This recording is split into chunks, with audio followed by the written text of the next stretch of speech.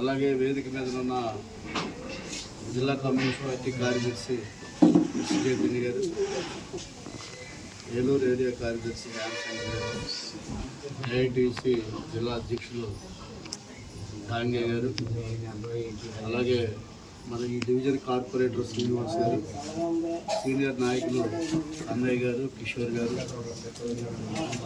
అలాగే కిరణ్ ప్రసాద్ గారు, అలాగే ఈ సంస్మరణ సభకు ఇచ్చేసిన మీకు ముందుగా ప్రత్యేక నమస్కారాలు, అభినందనలు తెలియజేస్తాం. మారి వెంకటరావు గారి గురించి కన్నయ్య గారు చెప్పారు.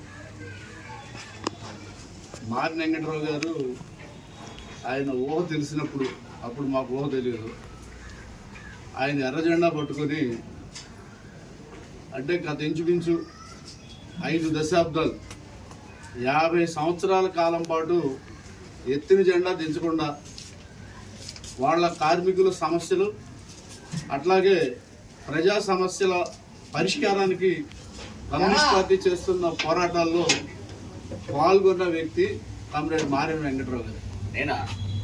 అట్లాగే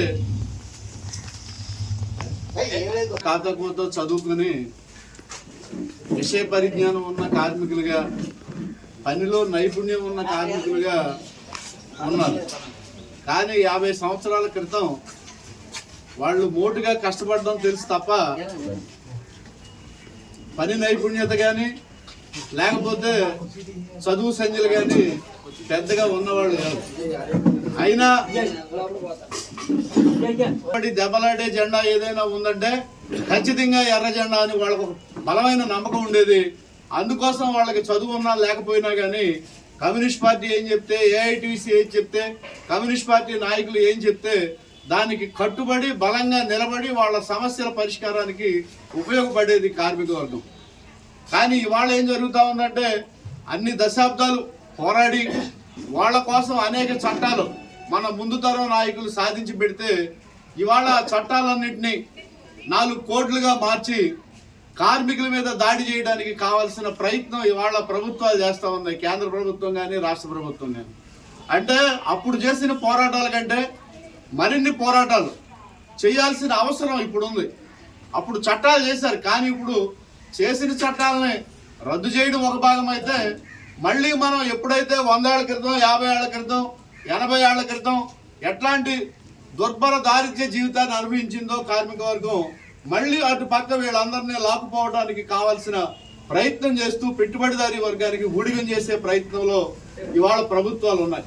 అందుకోసం అప్పటికంటే ఇప్పుడు మరింత కార్మిక వర్గం అప్రమత్తంగా ఉండాల్సిన అవసరం ఎంతైనా ఉందని చెప్పేసి ప్రత్యేకంగా మనవి చేస్తాం. దాంతోపాటు ఎప్పుడైతే కమ్యూనిస్ట్ పార్టీ మతోన్మాదానికి వ్యతిరేకంగా లేదా ప్రజా సమస్యల పరిష్కారానికి ఏ ఉద్యమం నడిపినా కానీ ఎర్ర జెండా భుజాన వేసుకొని తన అనుచరుల్ని సమీకరించి అగ్రభాగాన నిలబడ్డ వ్యక్తిగా మారి వెంకటరావు గారు నాకు తెలుసు. ఆయన ఆనాటి నుంచి ఈనాటి దాకా, అంటే ఆనాడు పాత తరం వాళ్ళందరికీ తెలుసు అసలు కమ్యూనిస్ట్ పార్టీ దేశంలో, రాష్ట్రంలో రాజకీయంగా బాగా బలంగా ఉన్న రోజులు, ఏలూరులో కూడా కమ్యూనిస్ట్ పార్టీకి ఆ రోజు ఉచ్చ స్థితిలో ఉన్న రోజులు. అంతకు పూర్వం ఎంపీలు గెలిచారు, ఎమ్మెల్యేలు గెలిచారు. అలాగే రంభా వెంకటప్పయ్య గారు లాంటి వాళ్ళు వైస్ చైర్మన్గా మున్సిపాలిటీ నుంచి మన కమ్యూనిస్ట్ పార్టీ తరఫున ప్రాతినిధ్యం వహించారు. ఇట్లాగా కమ్యూనిస్ట్ పార్టీ ఏలూరులో ఒక ఉచ్చ స్థితిలో ఉన్న రోజుల్లో కూడా మారి వెంకటరావు గారు వాళ్ళ వెనకాల నమ్మకమైన మనిషిగా కమ్యూనిస్ట్ పార్టీకి తన నడక సాగించారు. తర్వాత కష్టాలు వచ్చాయి, ప్రాంతీయ పార్టీలు పుట్టుకొచ్చిన తర్వాత కారణాలు ఏదైనా చీలికలు పేలికలు కారణాలు అవ్వచ్చు, ఇతరత్ర కారణాలు అవ్వచ్చు, కమ్యూనిస్ట్ పార్టీలు కొద్దిగా బలహీనపడడం, కమ్యూనిస్ట్ పార్టీలు ఇబ్బందుల్లో ఉండడం, కార్మిక వర్గం ఇబ్బందుల్లో ఉండడం, అంటే ఉచ్చ స్థితిలో ఉన్న కమ్యూనిస్ట్ పార్టీని కార్మిక పోరాటాల్లోనూ పాల్పంచుకున్నారు వెంకటరావు గారు. అలాగే ఇబ్బందికరమైన పరిస్థితుల్లో కార్మిక వర్గం కమ్యూనిస్ట్ పార్టీ ఉన్న రోజుల్లో కూడా ఆ జెండాని నిరాశ నిస్పృహతో వదలకోకుండా ఆ జెండా కింద ఎన్ని ఉద్యమాలు నడిచినా అన్నిటిలోనూ తన వంతు పాత్ర నిర్వహించిన మంచి వ్యక్తి కామ్రేడ్ మారి వెంకటరావు గారు. అంటే ఆయన కమ్యూనిస్ట్ పార్టీ ఏం చెప్తే చేశారు. కానీ ఇవాళ ఏదైతే మతం ప్రమాదం, భారతదేశానికి ఇచ్చినానుకో, భారతదేశాన్ని ఇబ్బంది పెట్టడానికో అది ఉపయోగపడే పరిస్థితుల్లో, అంటే నష్టపోయే పరిస్థితుల్లో దేశం దాని వ్యవహార శైలి ఉందని చెప్పేసి భావించిందో కమ్యూనిస్ట్ పార్టీ, వాళ్ళు ఇవాళ అధికారంలో ఉన్నారు. అంటే దానికి వ్యతిరేకంగా నడిచిన అనేక ఉద్యమాల్లో మారిన వెంకటరావు గారు అగ్రభాగాన్ని ఉన్నారు.